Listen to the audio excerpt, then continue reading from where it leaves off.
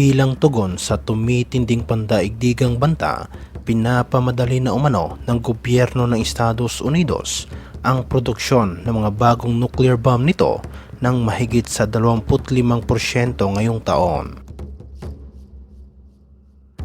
Ang Sandia National Laboratories na kung saan inatasan sa pagbuo ng mga bagong B-61-31 gravity bombs ay nagsabi na binibigyan nila ngayon ng prioridad ang mga qualification activities upang mabawasan ang overall na production time.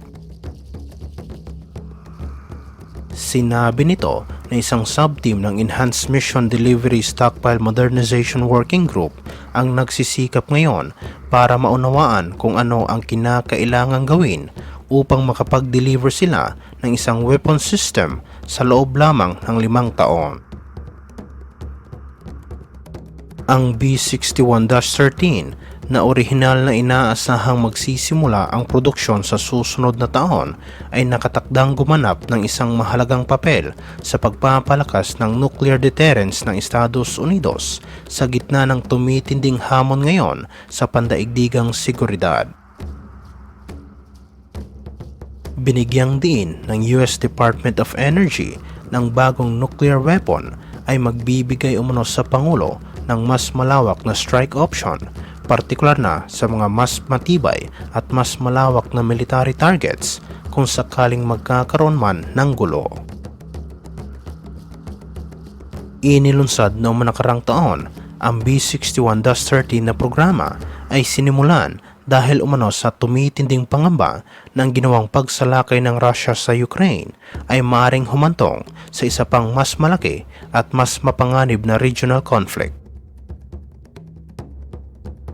Bilang isang miyembro ng NATO, ang Estados Unidos ay nakatuon sa pagtatanggol sa mga European allies nito sa ilalim ng Article 5 ng NATO Treaty na kung saan tinitiyak ang isang kolektibong depensa kung sakaling magkaroon ng armadong pag-atake. Ang B-61-13 ay may maximum yield na 360 kilotons, halos 24 na beses na mas malakas kaysa sa bombang ibinagsak sa Hiroshima noong 1945. Maaari din itong i-deploy ng mga strategic aircraft tulad ng B-21 Raider stealth bomber at ng B-2 Spirit.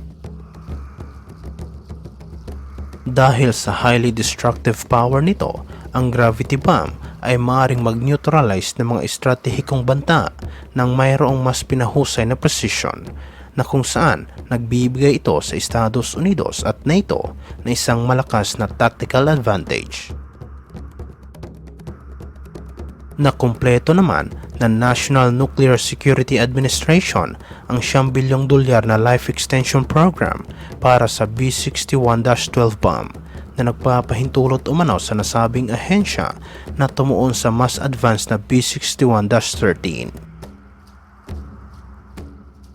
Samantala, ayon sa isang report, naglabas umano ng bagong defense policy ang Estados Unidos na kung saan binigyang diin ang kahalagahan ng pag-increase ng produksyon ng mga advanced missile bilang bahagi ng mas pinaigting na paghahanda tungkol sa isang potensyal na large-scale na hidwaan.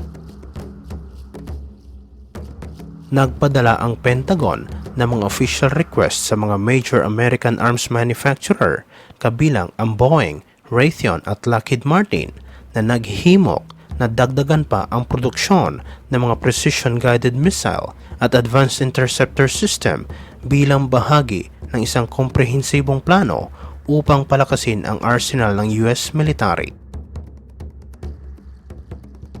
Kabilang sa mga kahilingan ng Pentagon ay ang isang major increase sa produksyon ng mga Patriot Air Defense Missile, isa sa mga mahalagang defense system ng Estados Unidos at mga kaalyado nito.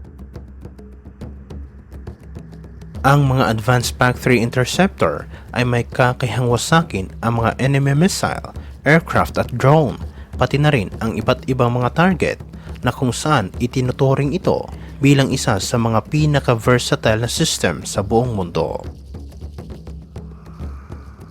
Hiniling na ngayon ng US administration sa Lockheed Martin na i-increase ang produksyon ng karagdagang 100 hanggang 600 missile na may layuning maabot ang taunang output na 2,000 interceptor missile sa mga susunod na taon. Nanawagan din ang Pentagon sa pag-increase ng produksyon ng mga JASSM at LRASM missile, dalawa sa mga pinaka-advanced na long-range air-launched precision strike weapons. Ang isa ay dinisenyo upang tamaan ang mga land targets, habang ang isa naman ay inilaan para sa mga naval targets.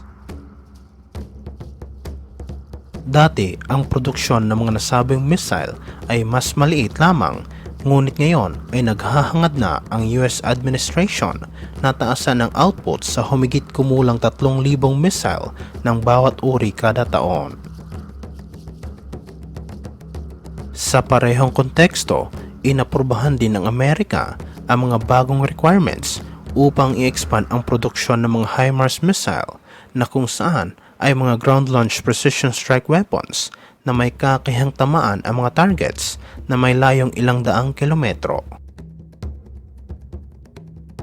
Agresibo din na pinapataas ng Amerika ang produksyon ng HIMARS at ang mga kasamang ammunition nito upang matugunan ang mataas na demand para sa replenishment at pagbibigay suporta sa mga kaalyado.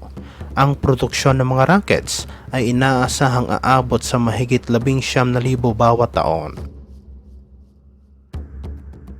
Ang 227mm GMLRS ay mayroong precision guidance system na nagbibigay daan sa mas mataas na accuracy. Ang missile ay maaaring magdala ng iba't ibang uri ng warhead, kabilang ang mga high explosive at cluster munitions.